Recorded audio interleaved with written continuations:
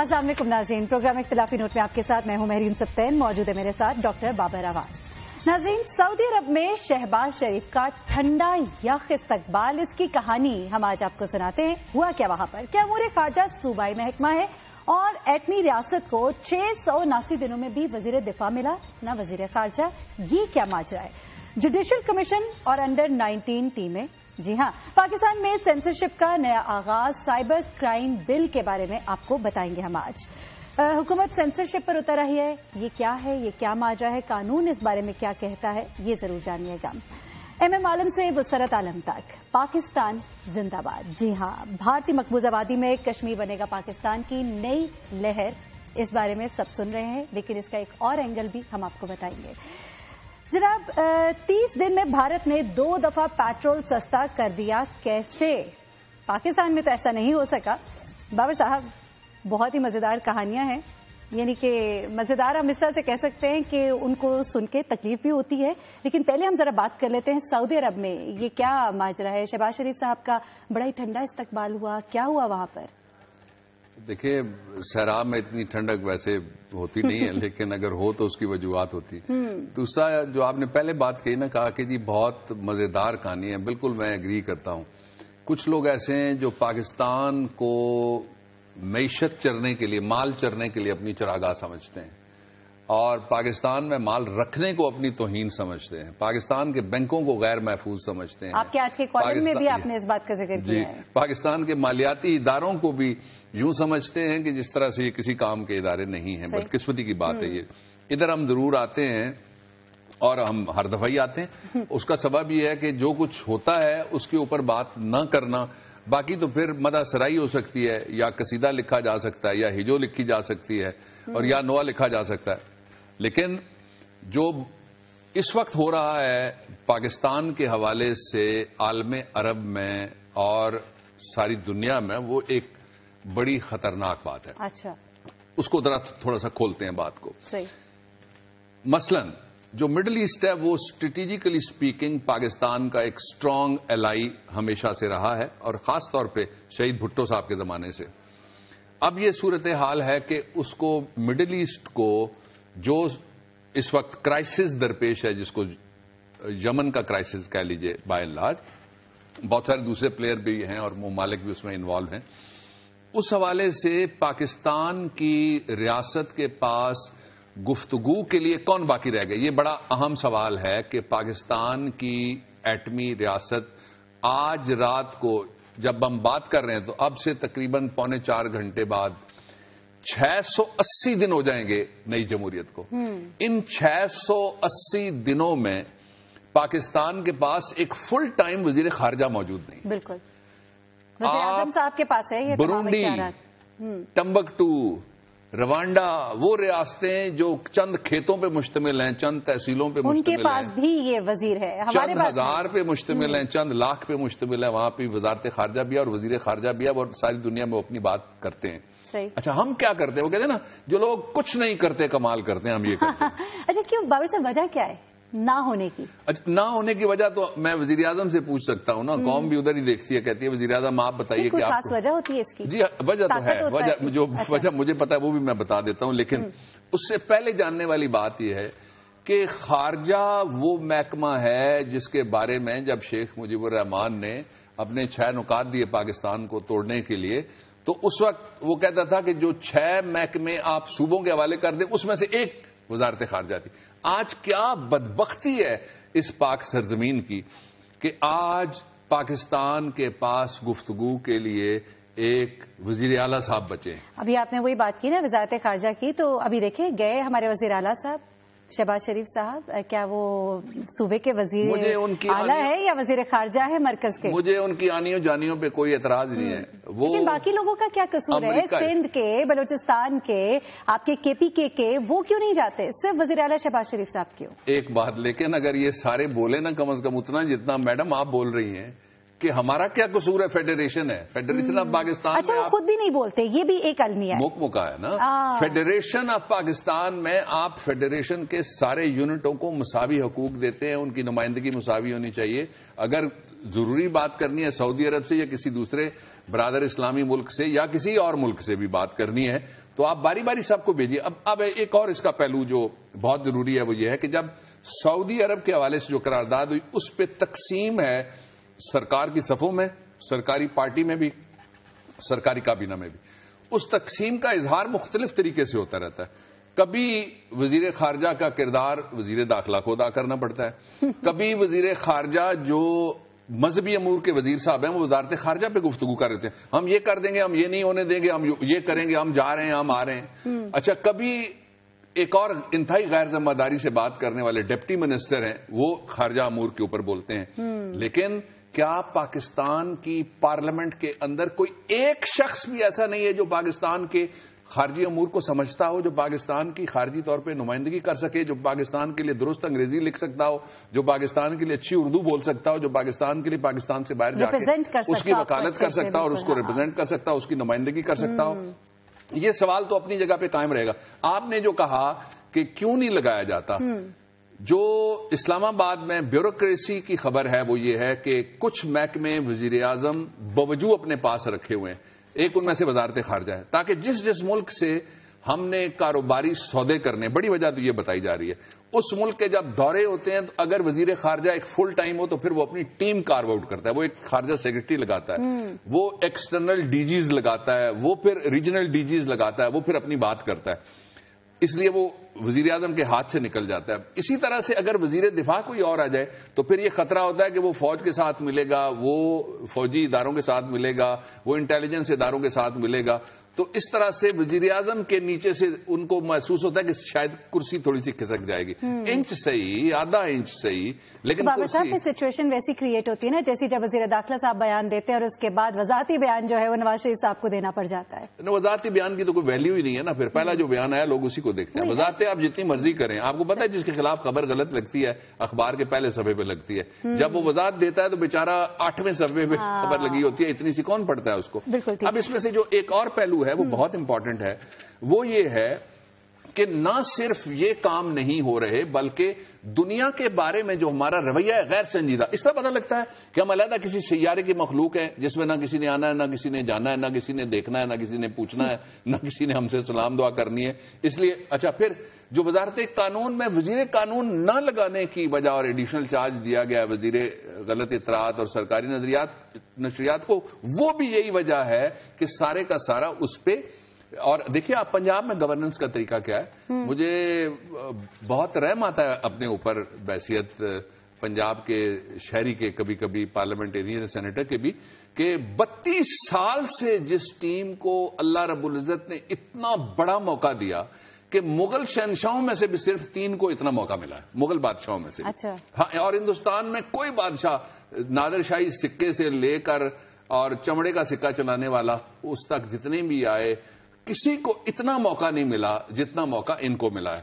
لیکن ہر جگہ یہی کوشش کی گئی ہے کہ جو امپورٹنٹ وزارتیں ہیں اس کی ٹوپی میرے سر پہ رہے اور وہ سارے کے سارے تاج جتنے پہنے جا سکتے ہیں ہمارے سر پہ رہے. صاحب ابھی وہ دفاعی اداروں کی جو میٹنگ ہوئی تھی وہاں پہ بھی نواز شریف صاحب تھے اور ساتھ وزیر اعلیٰ صاحب تھے شہباز شریف صاحب. اب یہ موقع ہے بولنے کا کہ کے پی کے کا وزیر اعلیٰ کیوں نہیں بولتا, سندھ کا وزیر اعلیٰ کیوں نہیں بولتا, کشمیر کا پریزیڈنٹ کیوں نہیں بولتا, اور جو کیئر ٹیکر ہے گلگت بلتستان کا وہ کیوں نہیں بولتا, فاٹا کا چیف کمشنر کیوں نہیں بولتا, اس کے ساتھ ساتھ جو بلوچستان کا وزیر اعلیٰ ہے وہ کیوں نہیں بولتا. اب یہ سارے پہلو اپنی جگہ, لیکن ایک بات جو جس پہ میں کنکلوڈ کرنا چاہتا ہوں اس موضوع کو, وہ میں ضرور کہنا چاہتا ہوں, اور وہ بات یہ ہے کہ خدا را پاکستان کو اس قدر نااہل لوگوں کی سرزمین ثابت نہ کیجیے وزیر اعظم صاحب, حکومت صاحبہ, کابینہ صاحب, اسٹیبلشمنٹ صاحبہ, کہ یہاں کوئی ایک شخص بھی ایسا نہیں ہے جو نمائندگی کر سکے. افغانستان میں وزیر خارجہ آپ کو ملتا ہے, بنگلہ دیش میں آپ کو وزیر خارجہ ملتا ہے, آپ کو نیپال میں وزیر خارجہ ملتا ہے, آپ کو سکم اور بھوٹان جیسے اتنی چھوٹی لینڈ بلاک جو جگہیں وہاں بھی ملتا ہے, لیکن پاکستان میں نہیں ملتا. اور اس کی وجہ سے پھر ہمارے تعلقات میں ابہام آ رہا ہے، ہاں ابہام آ رہا ہے، اور بار بار دوسری طرف سے کہا جاتا ہے کہ کلیئر کیا جائے. میں ابھی خرابی پہ نہیں جانا چاہتا، لیکن ابہام پہ میں رک جاتا ہوں. اور ابہام بہت خطرناک ہوتا ہے، ابہام ایک اچھی چیز نہیں ہے. اچھا بابا صاحب 679 دن ہو گئے لیکن ہمیں وزیر دفاع وزیر خارجہ نہیں ملا. ہماری یہ وزارتیں ہیں جو خالی ہیں، یہ ہم نے ایک سوال رکھا ہے، اس کو ضرور پلیز حل کیجیے. بابا صاحب آگے ذرا بڑھتے ہیں. پلیز. آزادی رائے، اظہار رائے، ٹھیک ہے، اور اس کے بعد یہ بل آیا بھی سائبر بل. کیا کہتے ہیں آپ، اس کو کس طرح سے دیکھتے ہیں؟ یہ بل جو ہے یہ آزادی اظہار خیال کو متاثر نہیں کرتا؟ دو چیزیں متاثر کریں گی پاکستان کے نیئر فیوچر کو. ایک تو جوڈیشل کمیشن بیٹھا ہے. جوڈیشل کمیشن میں جو وکیلوں کی رائے ہے، میں تو اس دن پشاور کے چیف جسٹس کے پاس ایک مقدمہ کرنے چلا گیا تھا، اور اس لیے میں جوڈیشل کمیشن کی ہیئرنگ خود جا کے نہیں سن سکا. میرے چیمبر کے میرے کولیگ بھی موجود تھے، باقی بھی تھے. سب کہتے ہیں کہ بہت ساری ٹیمیں ایسی ہیں جو انڈر 19 لگ رہی تھی اس دن. اچھا، بلکہ اس پہ پہلے بات کر لیتے ہیں. یہ ہاں، اس کے بارے میں بتائیں کیا چل رہا ہے. انڈر 19 ٹیم سے مراد یہ ہے کہ جو ٹیم تیار نہ ہو، جس کا بریف مکمل نہ ہو، جس کی فائل گھر رہ جائے، جو تیاری کرنے کے لیے چیف جسٹس کے سامنے کھڑے ہو کے یوں کر کے ورق الٹے، اس کو انڈر 19 کہا جاتا ہے. یہ تین طرح سے بڑا امپورٹنٹ کمیشن ہے. پہلا تو وہ کہ جو کہا عمران خان نے، اس کمیشن کو تشکیل دیا مجبوراً حکومت نے، اور تشکیل دینے سے پہلے بھی خرابی ہے بسیار. 2 درجن کے قریب پاکستانی شہری شہید ہو گئے، سینکڑوں ہمارے شہری زخمی ہو گئے، ہزاروں ہمارے شہری گرفتار ہو گئے، ہزاروں لاکھوں کروڑوں روپے کا نقصان لوگوں کے ذاتی نجی املاک کا بھی ہو گیا. اس کے بعد انہوں نے یہ کمیشن اب چلے کمیشن بن گیا. دوسرا یہ ہے کہ کوئی وے فارورڈ بھی اس قوم کو کبھی ہم نے دینا ہے، کسی مسئلے کا کوئی مستقل حل بھی ہم نے نکالنا ہے کبھی. یہ پہلا موقع ہے جب پاکستان میں ایک چیف جسٹس صاحب کی سربراہی میں کمیشن موجود ہے. وہاں آپ خرابیوں کی ایک پوری فہرست نہیں، ٹری بنائیے کہ یہ خرابیاں تھیں، یہاں سے چلی، اس طرح آئی نیچے اور یہاں پہنچی، اور پھر اس کے ساتھ آپ وے فارورڈ کی ایک ٹری بنائیے کہ یہ اس مسئلے کا حال ہے. آئندہ سے پاکستان میں جو الیکٹورل ریفارمز ہیں اس طرح سے ہوں گی، 62-63 پہ عمل درآمد اس طرح سے ہوگا، جو ڈبل شہریت والا ہے اس کے ساتھ یہ سلوک کیا جائے گا، جو قرضہ کھا کے مکر گیا اس کے ساتھ یہ سلوک کیا جائے گا، جو نااہل ہے اس کو اس طرح سے روکا جائے گا، ووٹ کا تقدس اس طرح سے بحال کیا جائے گا. یہ بہت بڑا موقع ہے پاکستان کی پولیٹیکل پارٹیز کے پاس. لیکن جو کچھ وہاں پہ ابھی تک داخل ہوا ہے، میں نے چیزیں دیکھی ہیں کہ کیا وہاں پہ جو داخل کروایا سب نے، وہ صرف الزامات ہیں، ثبوت نہیں ہے، در الزامات ایک دوسرے کے اوپر نا. صحیح. اور جو ثبوت ہیں اس کے بارے میں موقع لیا ہے پی ٹی آئی نے کہ 1 ہفتے کے اندر وہ ثبوت پیش کریں گے. لیکن دو طرح کے ثبوت تو پہلے ہی موجود ہیں. اب جو چور اپنا کھرا نہیں چھوڑ کے گیا، ساتھ اپنا شناختی کارڈ پھینک کے گیا، ادھر کسی کا دھیان نہیں جا رہا. میں آپ کے 2 حوالے دے دیتا ہوں. اس وقت جتنے بھی آروز تھے ان کا سوال زیر بحث ہے. آروز کو تو فریق بنائیے، بالکل ان سے پوچھیے آپ کو کس نے کیا کہا، ان کو کٹہرے میں لائیے، کھڑا کیجیے، آپ ان سے سوال ہونے دیجیے. پاکستان میں کوئی مقدس گائے نہیں ہے، ان کو ذرا آپ کٹہرے میں لائیے. ایک پہلو یہ ہو گیا. دوسرا جو انتخابی ریکارڈ ہے آروز کا، وہ کچھ 70-75 ہزار ٹوٹل کاغذات ہیں جن کو دیکھنا پڑے گا. لاکھ سے بھی کم کاغذ ہے. 45 دنوں میں نہیں، وہ تقریباً 15 دنوں میں دیکھے جا سکتے ہیں، نہیں تو 40 دنوں میں آپ دیکھ لیجیے. ان پہ فیصلہ کیا جا سکتا ہے. ایک اور طریقہ بھی ہے آسان فیصلے کا. میرا یہ خیال ہے کہ آسان فیصلہ لازماً وے فارورڈ کے طور پہ کرنا چاہیے.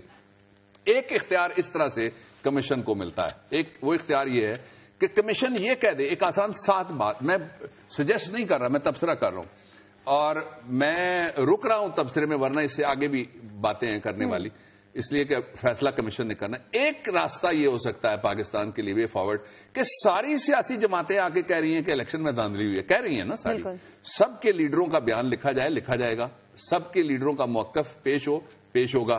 لکھنے کے بعد کمیشن کے، چونکہ سب نے، ایک وے فارورڈ یہ ہو سکتا ہے کہ چونکہ سب نے کہہ دیا ہے کہ الیکشن ٹھیک نہیں ہے، تو اس لیے پاکستان کے لوگوں کا حق ہے ان کو دوبارہ مینڈیٹ لینے کا اور دینے کا موقع ملے. Let's there be another election which is free. This can be another fair. way. Yes. This can be another way. Yes. چلے ٹھیک ہے. چلے ابھی جیسے جیسے جوڈیشل کمیشن میں مزید چیزیں سامنے آئیں گی ہم ان پہ تبصرہ کرتے رہیں گے. بابا صاحب ذرا واپس آتے ہیں سائبر بل کی طرف. سائبر بل میں میں نے اس کو پڑھا، مجھے دیکھ کے ایسے لگا کہ بہت سخت باتیں کچھ کر دی گئی ہیں ایسی جن کے اپلائی ہونے کے بعد جو آزادی اظہار خیال جسے میں بار بار کہہ رہی ہوں وہ بہت متاثر ہو جائے گا. اچھا جی، آپ یوں سمجھ لیجئے کہ پاکستان میں کچھ حلقے ایسے ہیں، ان میں ایک مخصوص طرح کے لکھنے والے رپورٹنگ کرنے والے بھی موجود ہیں, تبصرے کرنے والے بھی موجود ہیں, سیاست کرنے والے بھی موجود ہیں, اور پاکستان میں دھاندلی کرنے والے بھی موجود ہیں, پنکچر لگانے والے بھی موجود ہیں. وہ سوشل میڈیا سے بڑے تنگ تھے. اچھا, ان کو ایک آرڈر چاہیے تھا, وہ کہتے ہیں نا جو زبان بولے گی پتھر کی بنا دی جائے گی.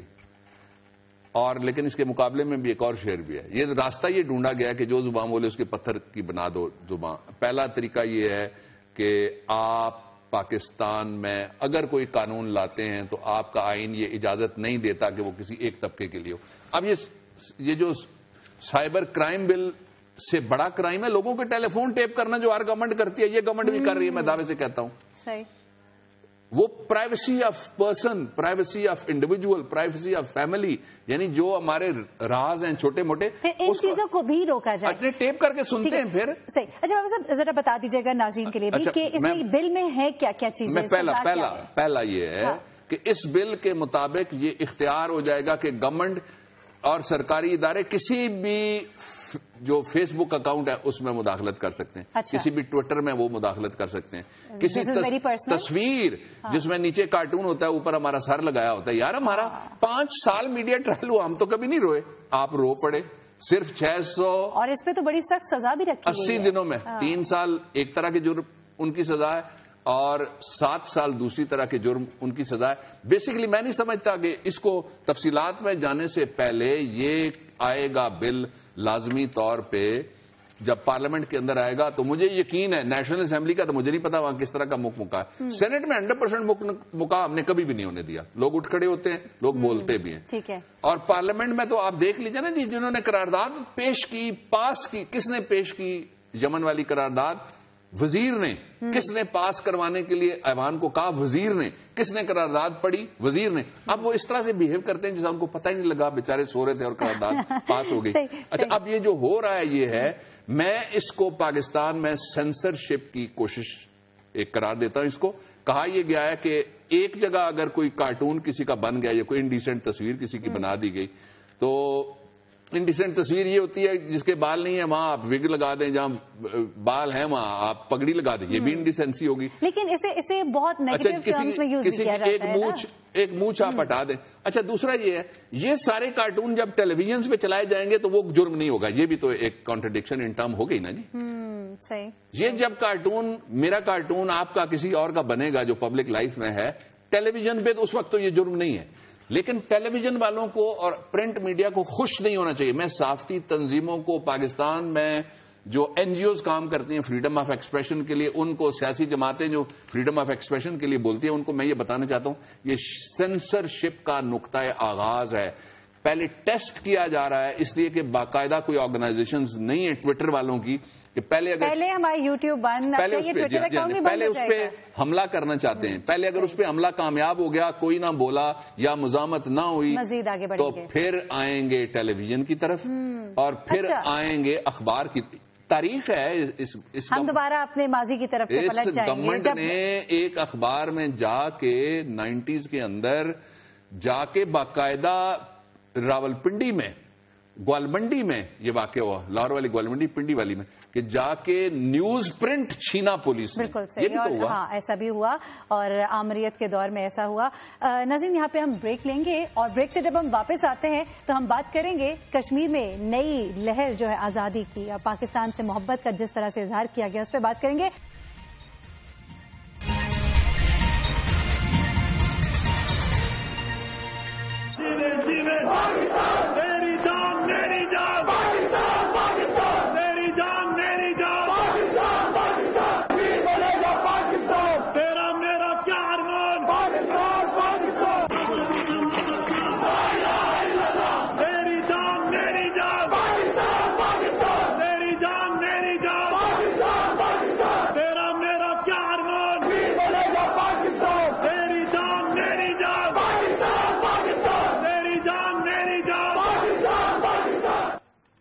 جی ناظرین, یہ آپ نے ایکسکلوسیو ویڈیو دیکھی, کس طرح سے محبت کا اظہار کیا جا رہا تھا. بابا صاحب کشمیر میں ایک بار پھر سے جو آزادی کی لہر ہے ہم دیکھتے ہیں ہمیشہ سے ہی موجود ہے, لیکن اس وقت ایک اور ہی جوش نظر آتا ہے. اور یہ ویڈیو کے بارے میں بتائیے گا, کب کی ہے, کہاں کی ہے, کیا موقع ہے؟ یہ تازہ ترین ویڈیو ہے اور اس سے پہلے میرے جو جذبات ہیں وہ یہ ہیں کہ پوری قوم کے جذبات ایسے ہی ہیں. میرے خیال میں کشمیر کے ساتھ ہیں ہم سارے کے سارے, اور ہمیشہ ساتھ رہیں گے انشاءاللہ. کشمیر کی آزادی تک حق خود ارادیت پلیبسائٹ, اس کو جب تک سیلف ڈٹرمنیشن کا حق نہیں مل جاتا کہ وہ اپنا فیصلہ خود کریں اس وقت تک, اور وہ فیصلہ یقیناً پاکستان ان کا وکیل ہے ریجنل بین الاقوامی اقوام متحدہ سے لے کے اس ایشیا تک اور ساری دنیا تک. جو یہ ویڈیو ہے جی, یہ مسرت عالم صاحب جب رہا ہوئے, کشمیر میں تازہ 2 نوجوانوں کی شہادتیں ہوئی ہیں, اس کے خلاف ایک اپرائزنگ ہے, اور اس میں سید علی گیلانی صاحب بھی ہیں. یہ جب رہا ہو کے آئے تو یہ نعرے لگائے گئے.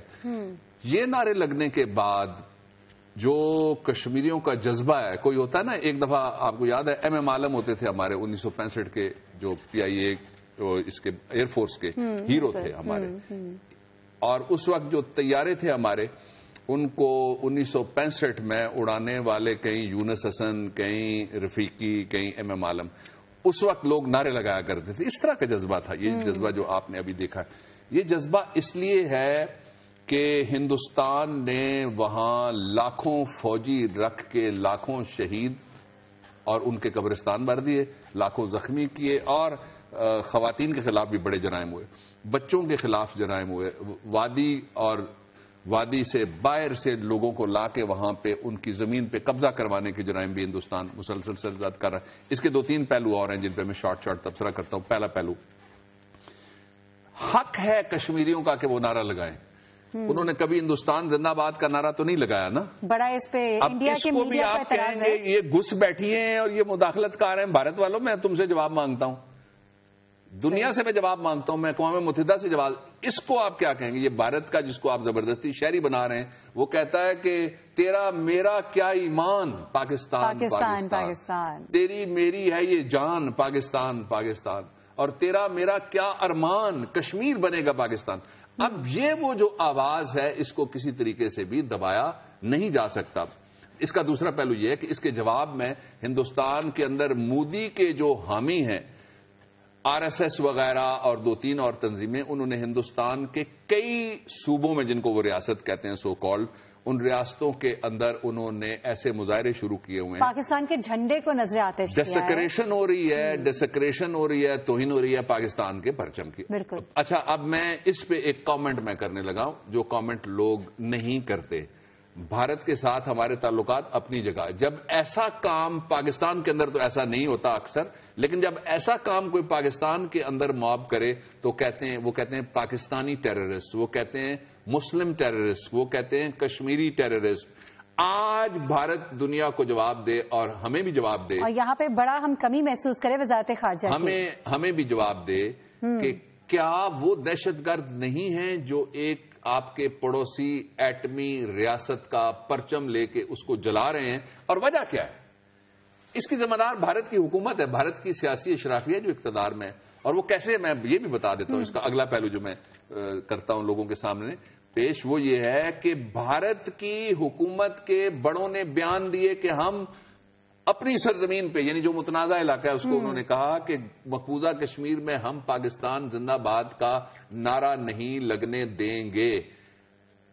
نعرہ تو لگ گیا, اپنی طرف سے انہوں نے وہاں پہ الیکشن کرانے کی کوشش کی, حکومت بنائی, لیکن لوگوں کو دبا نہیں سکے. لوگوں کے جذبات کو آگ لگ گئی ہے, اس آگ کو اب روکا نہیں جا سکتا.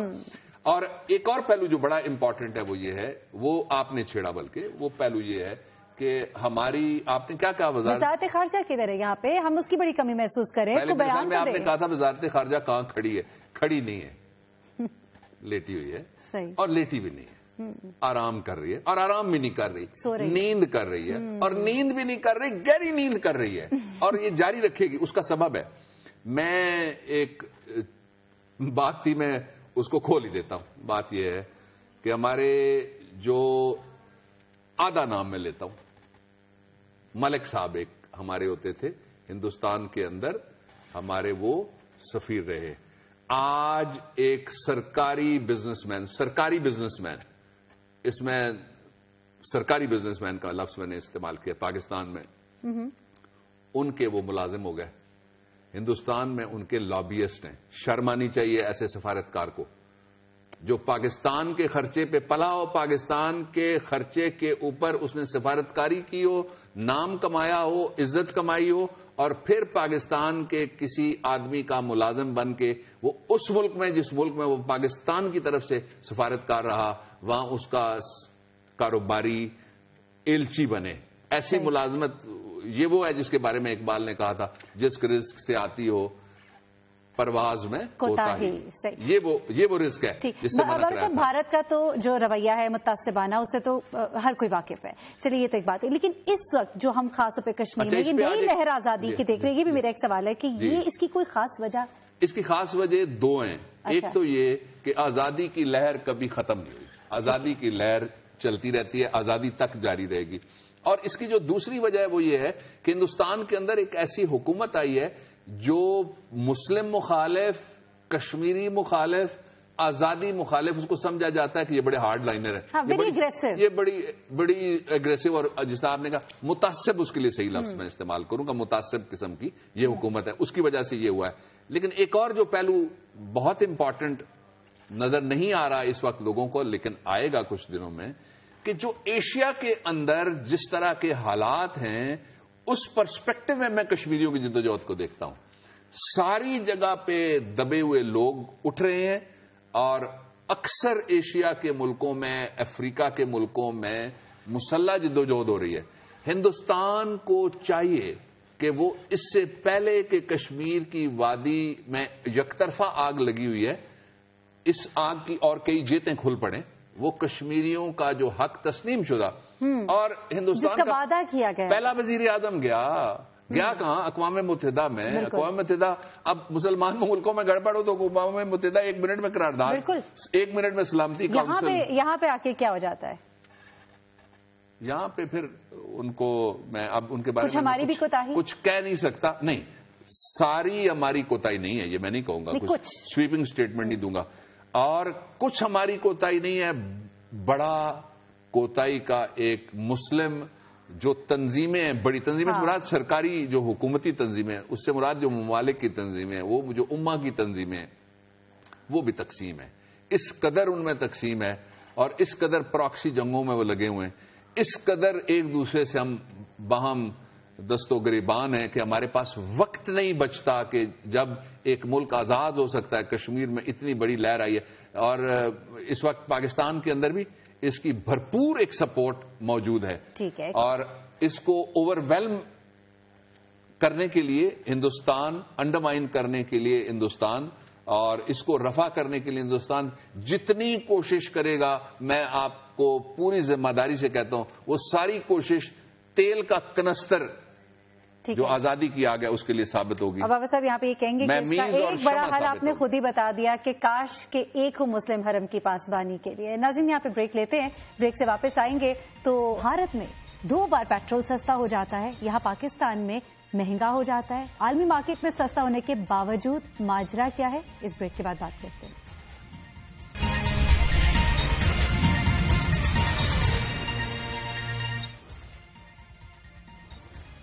ویلکم بیک ناظرین. بات کرتے ہیں ذرا اس پیٹرول کی جو پاکستان میں تو بار بار بڑھے جاتا ہے، جبکہ عالمی مارکیٹ میں تو گھٹتا جاتا ہے. ساتھ ہی ساتھ بھارت میں ہم دیکھتے ہیں کہ 2 دفعہ 30 دن کے اندر پیٹرول جو ہے وہ نیچے آ گیا. بابر صاحب ایسی کون سی جادو کی چھڑی ہے ان کے پاس کہ وہ نیچے پیٹرول کرتے جا رہے ہیں، ہم لوگ کی قیمتیں اوپر جا رہی ہیں، کس طرح سے؟ اس سے پہلے اگر آپ اجازت دیں تو امپورٹنٹ بات، آپ نے ایک جوڈیشل کمیشن کے حوالے سے سوال اٹھایا تھا. سپریم کورٹ آف پاکستان کے اندر ایک اور ایکسرسائز ہو رہی ہے بڑی امپورٹنٹ، جس کا تعلق، یہ ایک ریسرچ بیسڈ ایکسرسائز ہے.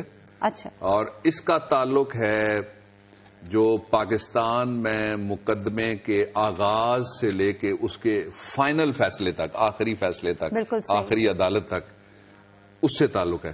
کل اس پہ ایک ایکسکلوسیو ہمارے پاس خبر ہے. مقدمات تاخیر کا شکار ہیں کمیشن بننے کے باوجود. جی ہاں، کمیشن جب اس طرح کی کوئی اس طرح کی ڈسپینسیشن آتی ہے تو سیاسی مقدمات حاوی نظر آتے ہیں نا. صحیح. تو وہ خیال یہ ہوتا ہے کہ اب جو سائل ہیں وہ بیچارے مارے جائیں گے، عام آدمی بیچارہ مارا جائے گا، اور بڑے جو ہیں وہ فوٹو کھنچواتے رہ جائیں گے اور ہم مارے جائیں گے. لیکن ایک ایکسرسائز ہو رہی ہے سپریم کورٹ کے اندر، جو میرے پاس ایک خبر ہے، اس پہ کل ہم بات کریں گے، اور وہ ایک اچھی خبر ہے، یعنی کہ کچھ اچھا کل ڈیٹیل ہم آپ کو بتائیں گے. وہ ایک اچھی خبر ہے. اب آپ کے سوال کی طرف کہ تیل کی طرف، وہ کون سا فارمولا ہے بھارت کے پاس جو پاکستان کے پاس؟ پاکستان میں تیل کی دھار الٹی ہے. اچھا، باقی جگہ تو مارگلا سے تیل نیچے آئے گا نا 0 پوائنٹ کی طرف، یا 0 پوائنٹ سے مارگلا کی طرف اوپر جائے گا، پہاڑیوں کا زیادہ لگے گی، خرچہ زیادہ ہوگا. یہ ہمارا تیل بھی شاہی ہے، پہاڑوں کی چٹانوں پہ رہتا ہے آج کل ہمارے حکمرانوں کی طرح سے. ہندوستان میں 30 دن کے اندر، بڑے افسوس کے ساتھ کہنا پڑ رہا ہے کہ 30 دن کے اندر ہندوستان کی حکومت نے شروع تو کیا، عام آدمی پارٹی نے، انہوں نے کہا جی پیٹرول ہم کم کرتے ہیں دہلی میں. آج یعنی 24 گھنٹے پہلے بھارت میں جو اس وقت پیٹرول کا ریٹ کیا گیا جی کم کر کے 80 پیسے کم کیا گیا پیٹرول، اور جو ریٹ ہے اس وقت وہ 60 روپے سے بھی 80 پیسے کم ہے فی لیٹر، 59.20 پیسہ. یس.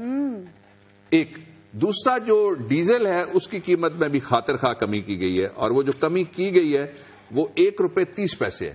اچھا. پاکستان میں آج پیٹرول کی قیمت ہے 74 روپے 60 پیسے. ڈیزل کی آج بھارت میں دوسری دفعہ 30 دن میں کمی کر کے 47 روپے 20 پیسے، وہاں پہ 47 روپے 20 پیسے، ہمارے پاکستان میں 83 روپے. مافیا ہے جو لوٹ کے لے گیا پاکستان کے لوگوں کو. صحیح، اس پہ غور کیجئے پلیز. ہم نے سوال اٹھایا کیونکہ اگر بھارت جو ہے یہ قیمت نیچے لا سکتا ہے تو وائی ناٹ پاکستان. بابر صاحب، پروگرام کا وقت جو ہے وہ اپنے اختتام کی طرف ہے، اور ہم عوام کی آواز جو ہے وہ ایوان والا تک پہنچاتے ہیں. پلیز ٹویٹر بہت ضروری ہے. ٹویٹر کو تو دبانے کی کوشش ہو رہی ہے، قانون لائے جا رہے ہیں جس کو روکیں گے انشاءاللہ. ڈاکٹر ذوالفقار احمد صاحب سے بات شروع کرتے ہیں. انہوں نے کہا کہ there is over 20 hours load shedding in Abbottabad, same as in other parts of Pakistan. دوسرا کمل زارا ہیں، انہوں نے کہا کہ in Okara more than 20 hours load shedding as summer starts. تیسرا اسی موضوع پہ سر آپ پروگرام میں بجلی کی صورتحال کو بھی ڈسکس کریں. 24 آور میں صرف 6 آورز بجلی ہوتی ہے، اور وہ بھی بہت لو وولٹیج. یہ قمر ڈار صاحب ہیں جی، یہ فہد ہیں، کہتے ہیں we have 18 hours of load shedding in Jhang کے بڑے مسائل ہیں جی، یہاں پوچھنے والا بھی کوئی نہیں ہے. دیر از نو ورک اور business we can't sleep too. یہ تو ان کی نیندیں بھی اڑا کے رکھ دی ہیں وزیر نہ بجلی نہ پانی نے. یہ زبیر بیگ صاحب ہیں، کہتے ہیں سر راولپنڈی کے واحد نابینا بچوں کے اسکول کی بس برائے پک اینڈ ڈراپ خراب پڑی ہے، بڑی مشکل سے آتے جاتے ہیں. پنجاب حکومت کو جگائیں. جاگو پنجاب حکومت جاگو. آپ کے اسپیشل شہری آپ کو جگانا چاہتے ہیں، ہم ان کی آواز بن کے آپ کو جگا رہے ہیں. ان ایریا GTHS پرنسپل یہ ہو گیا پہلے، ہم کہہ چکے ہیں اس پہ. اور یہاں جو اصل ہے وہ یہ ہے کہ یہ میڈم نے گیٹ غلط جگہ لگنے کا اشارہ کیا تھا ابھی تک. سیکیورٹی تھریٹ ہے جی ہاں، اور سیکیورٹی تھریٹ ہے. اسکولوں کے جو انتظامات کرتے ہیں سیکیورٹی تھریٹ دور کرنے کے دعوے کرتے ہیں، ان کے لیے یہ چیلنج ہے.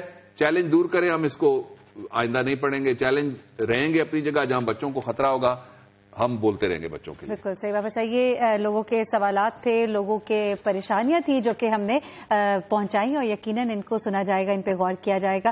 بابر صاحب، آپ کی آواز بھی ہم عوام تک پہنچاتے ہیں، اور ساتھ ہی ساتھ ناظرین آپ سے اجازت بھی لیتے ہیں. انشاءاللہ آپ سے کل ملاقات ہوگی دوبارہ 8 بجے، جمعہ ہفتہ اتوار، 3 دن ہم آپ کے ساتھ ہوتے ہیں پروگرام اختلافی نوٹ پہ. بابر صاحب، آپ کی آواز ذرا عوام تک پہنچائیں. آج کشمیر کا ذکر تھا، اسی پہ کہہ دیتے ہیں کچھ کہ ظلم کی قسمت ناکارہ و رسوا سے کہو، جبر کی حکمت پرکار کے ایما سے کہو، محمل مجلس اقوام کی لیلا سے کہو. خون دیوانہ ہے دامن پہ لپک سکتا ہے، شعلہ تند ہے خرمن پہ لپک سکتا ہے. تم نے جس خون کو مقتل میں چھپانا چاہا، آج وہ کوچہ و بازار میں آ نکلا ہے. کہیں شعلہ، کہیں نعرہ، کہیں پتھر بن کر. خون چلتا ہے تو رکتا نہیں سنگینوں سے، جب سر اٹھاتا ہے تو دبتا نہیں آئینوں سے. ظلم کی بات ہی کیا، ظلم کی اوقات ہی کیا. ظلم بس ظلم ہے آغاز سے انجام تلک ایسے شعلے کہ بجھاؤ تو بجھائے نہ بنے، ایسے نعرے کہ دباؤ تو دباؤ نہ بنے۔ خون پھر خون ہے، 100 شکل بدل سکتا ہے، ایسی شکلیں کہ مٹاؤ تو مٹائے نہ بنے۔ وادی کشمیر کے خون میں سے پاکستان کی آواز آ رہی ہے۔ کل پھر پاکستان کی بات کریں گے، کل پھر نا انصافی کو للکاریں گے آپ کے ساتھ مل کر۔